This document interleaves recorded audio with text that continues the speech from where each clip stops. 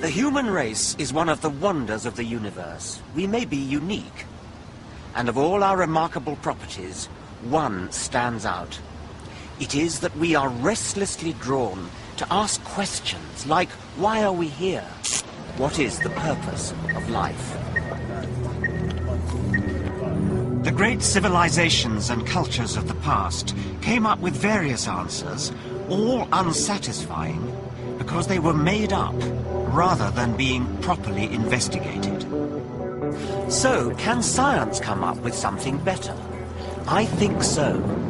It may sound presumptuous, but I believe science can tell us why we are here, tell us the purpose of human existence. The answer is an optimistic and inspiring one.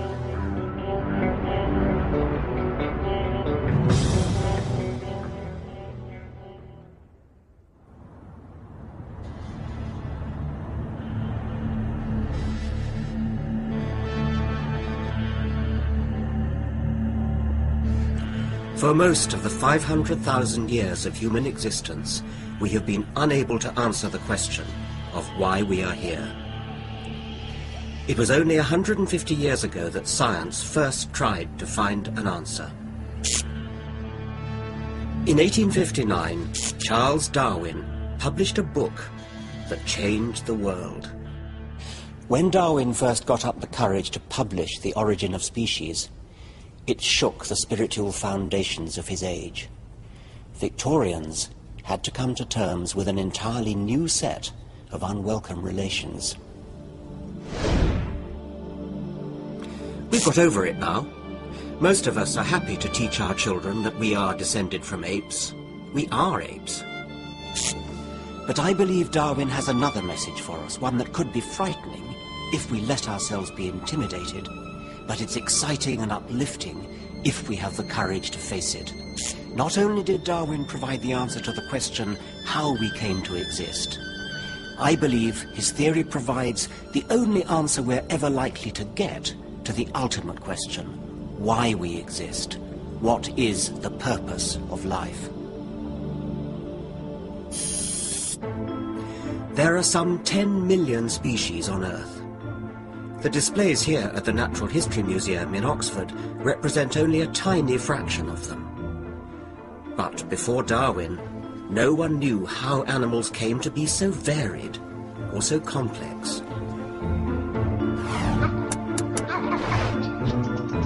Every last detail of every creature's body and behavior seems exquisitely tailored to its environment. The platypus's webbed feet are built for efficient paddling, and its duck bill is a radar, electrically sensing its prey in the mud. As for the cheetah, its sleek and nimble body is a formidable machine for catching prey. For centuries, people tried to understand why animals were so perfectly equipped for their tasks. They assumed that there was only one explanation. The natural world was designed, and the designer was God.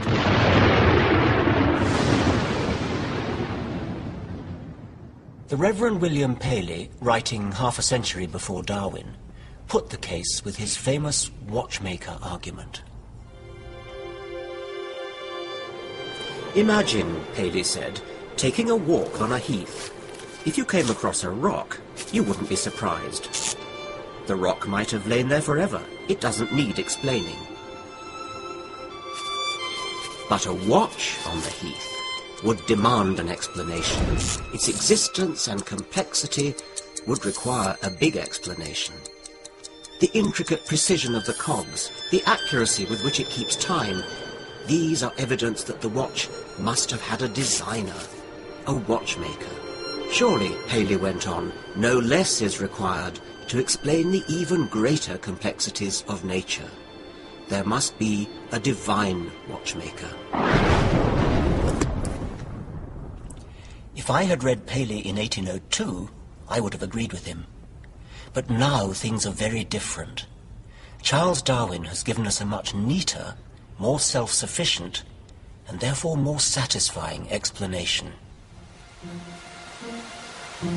Darwin argued that there was no designer.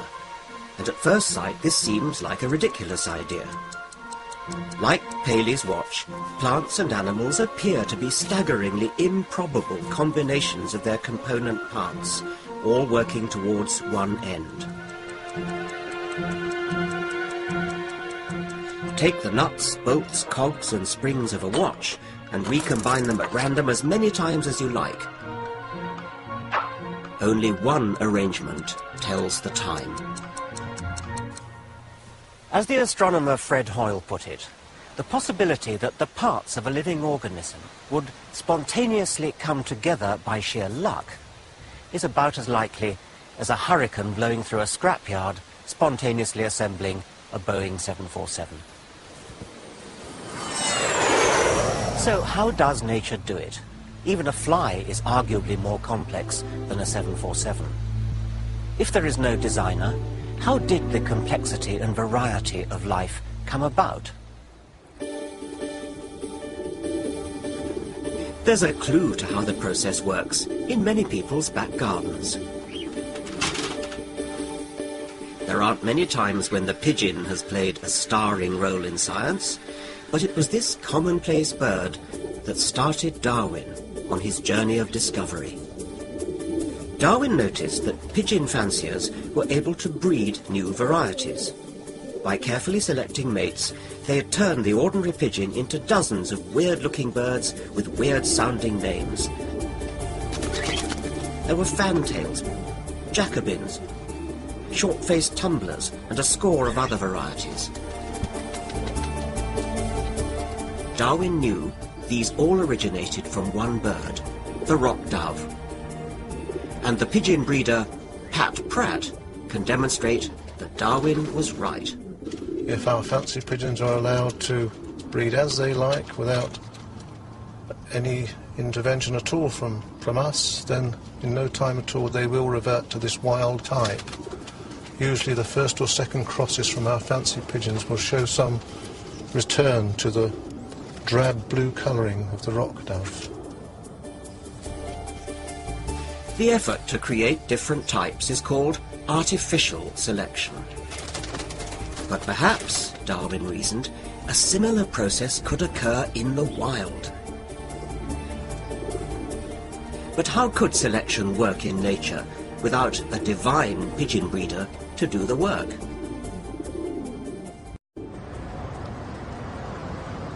The work of natural selection is classically illustrated by the finches Darwin found on the Galapagos Islands. There are some 13 species, all with different beaks.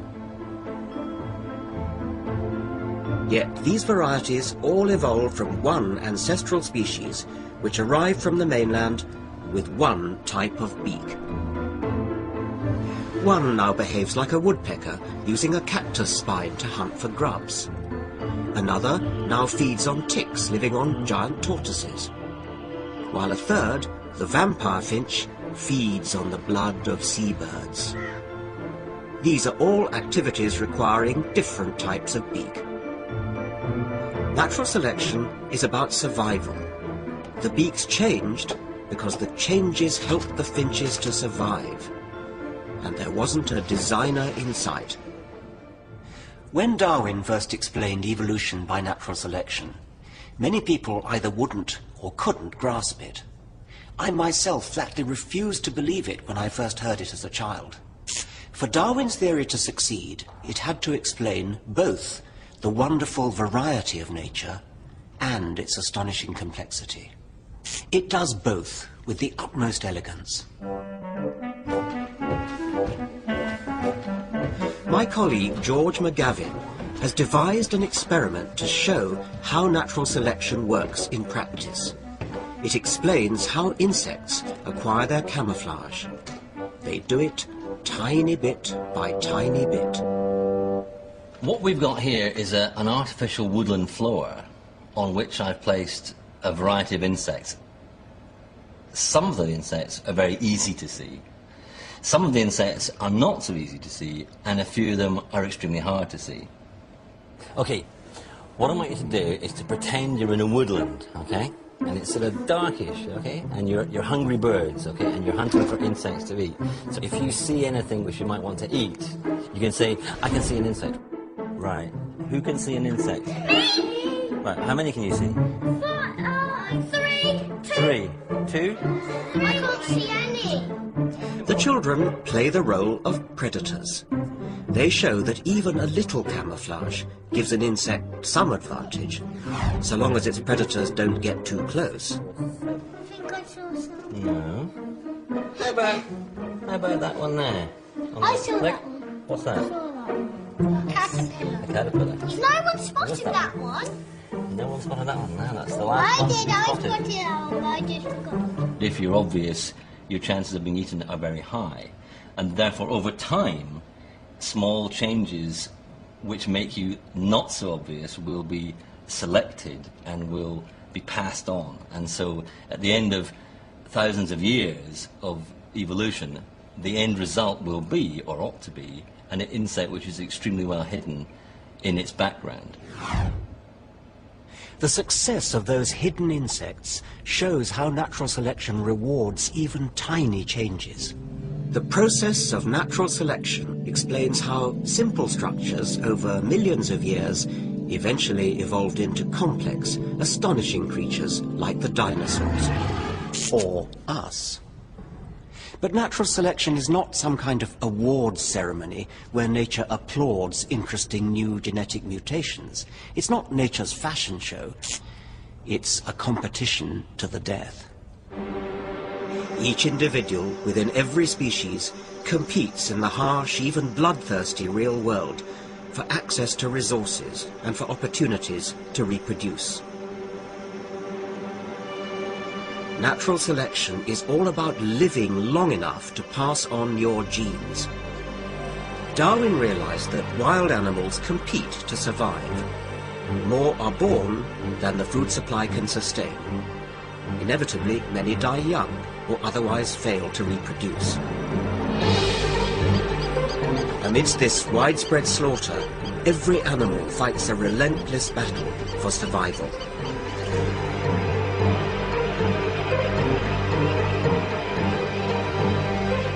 In the natural struggle for existence, some variants were better at surviving than others, and they passed their good qualities on to the future. Natural selection explains how we got to where we are now. But does it also suggest to you a dark and troubling answer to the question why we are here? Natural selection suggests that we, like all other animals, are survival machines. We are here only to compete long enough to pass on our genes. This seems to be the purpose of our lives, the reason we are here. But can this really be the only purpose of human existence? I don't think so. Darwin's remarkable theory offers a second meaning of the word purpose. It's an inspiring one, which accords more fully with our own view of our better selves. It stems from the curious observation that we humans appear to be breaking Darwin's rules.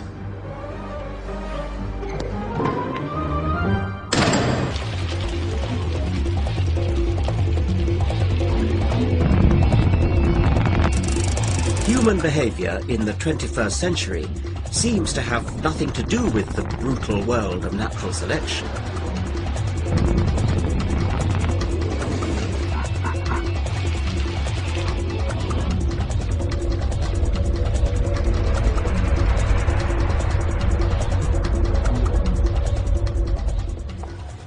Evolution may explain how humans came into the world, but it doesn't shed much light on the way we lead our lives today. Most of our energy goes into projects that seem nothing to do with the goals of survival or reproduction. We neither feel nor act as though we are driven by evolutionary compulsion. We seem to have freed ourselves from the need to spend all our time propagating our selfish genes. We have many other goals that take our time and energy. We explore the world around us, create objects for their aesthetic beauty, pursue hobbies for the sake of fun.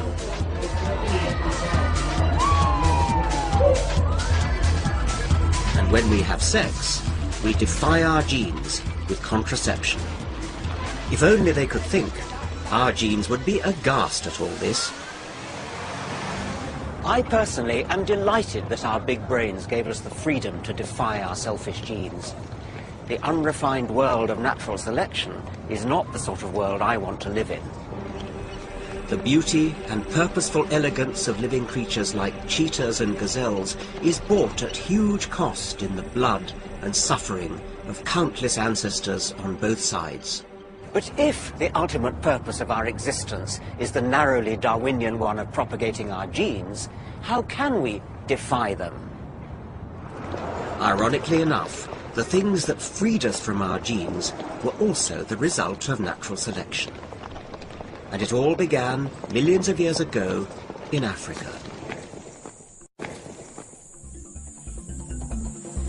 At the time, humans were still prey. Surrounded by predators, we evolved survival tools.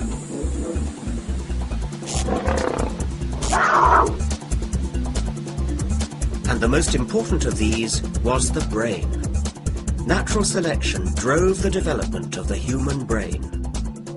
It did so with no more purpose than it drove the development of the tail of the peacock or the speed of the cheetah. A genetic advantage was rewarded, and our brains got bigger. They didn't just get bigger, they became different.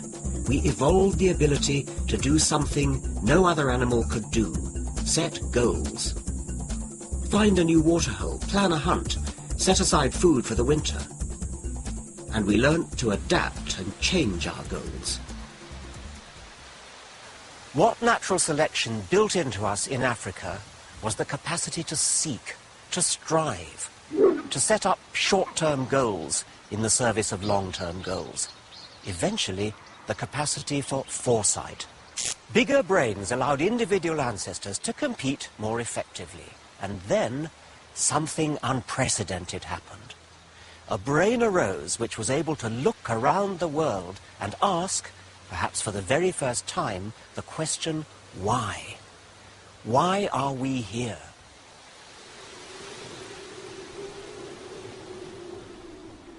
We were no longer content to do what nature told us. We had begun to think about other goals that suited us. And we had a tool to express those goals: language. Speech lets us share goals. And a creature able to communicate its goals begins to think purposefully, act purposefully, create purposefully. And even more amazing, through language, our goals can take on a life beyond any one individual.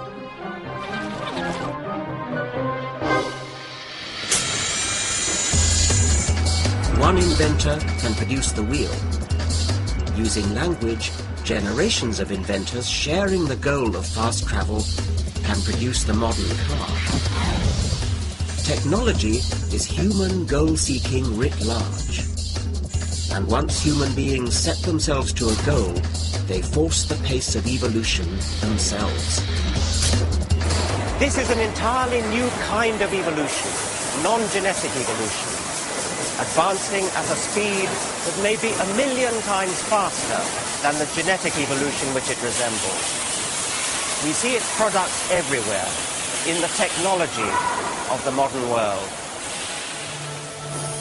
We have created a technological world that enables us to move far beyond the dictates of nature, and it allows us to do astonishing things. We alleviate hunger with new strains of crops, predict the weather with high-speed computers, and cure diseases with pharmaceuticals. Through technology, we have filled the world with purposeful creations. But technology does something else. It breeds an odd habit of thought. An animal who invents will look at the world in a different way from any other animal. We see the world through purpose-coloured spectacles. Because we create things for a purpose, in the past we assumed that there was purposeful design in nature too. There wasn't, as it happens. It took Darwin to realise this. He looked deep into the heart of nature and discovered a beautiful mechanism which blindly simulates the illusion of purpose. For the first time, an evolved creature had seen beneath nature's veil and worked out what nature was really up to.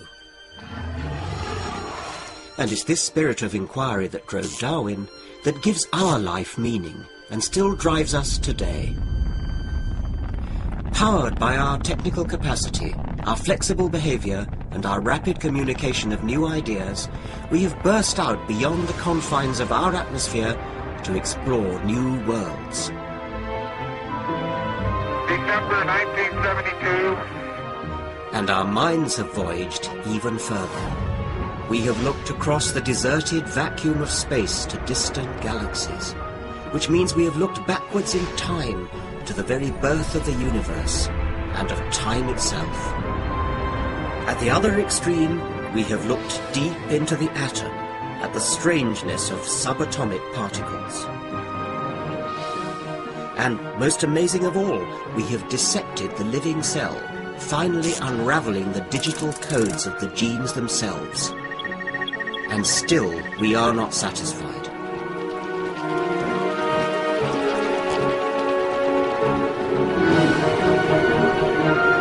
We reach out in our search for meaning, until we suddenly realize it is we who actually provide the purpose in a universe which otherwise would have none. Nothing else can do it, at least nothing we know of. In a small, otherwise unimportant corner of the universe, a birth is celebrated. The birth of deliberate purpose, planning, design, foresight. For all we know, it may be an unprecedented event. We have no evidence that it's ever occurred anywhere else, and after we are gone, it may never happen again.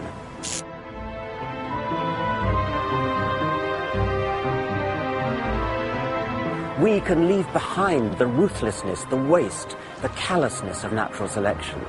Our brains, our language, our technology make us capable of forward planning. We can set up new purposes of our own. And among these new goals can be the complete understanding of the universe in which we live. A new kind of purpose is abroad in the universe.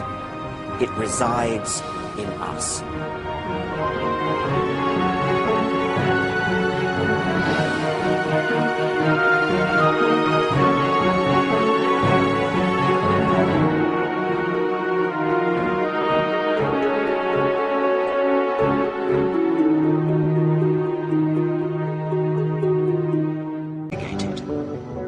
So, can science come up with something better?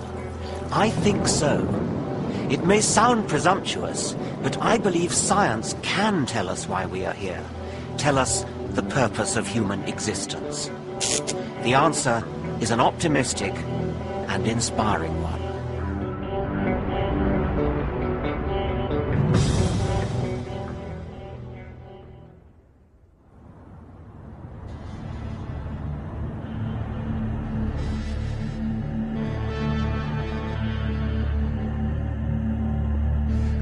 For most of the 500,000 years of human existence, we have been unable to answer the question of why we are here. It was only 150 years ago that science first tried to find an answer. In 1859, Charles Darwin published a book that changed the world. When Darwin first got up the courage to publish The Origin of Species, it shook the spiritual foundations of his age. Victorians had to come to terms with an entirely new set of unwelcome relations. We've got over it now. Most of us are happy to teach our children that we are descended from apes. We are apes. But I believe Darwin has another message for us, one that could be frightening, if we let ourselves be intimidated, but its exciting and behavior seems exquisitely tailored to its environment. The platypus's webbed feet are built for efficient paddling, and its dark bill is a radar, electrically sensing its prey in the mud. As for the cheetah, its sleek and nimble body is a formidable machine for catching prey. For centuries, people tried to understand why animals were so perfectly equipped for their tasks. They assumed that there was only one explanation. The natural world was designed, and the designer was God.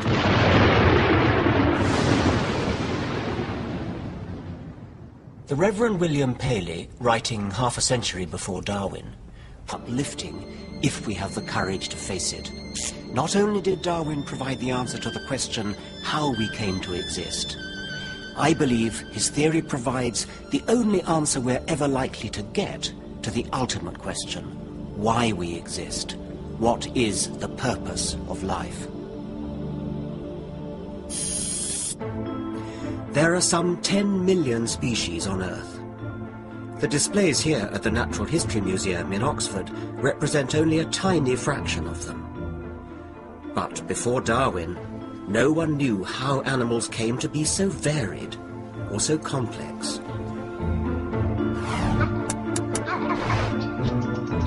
Every last detail of every creature's body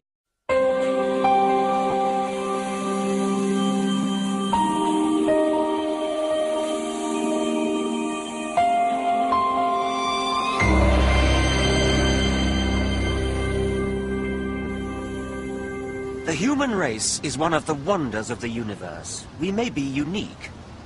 And of all our remarkable properties, one stands out. It is that we are restlessly drawn to ask questions like, why are we here? What is the purpose of life? The great civilizations and cultures of the past came up with various answers, all unsatisfying, because they were made up rather than being properly investigated.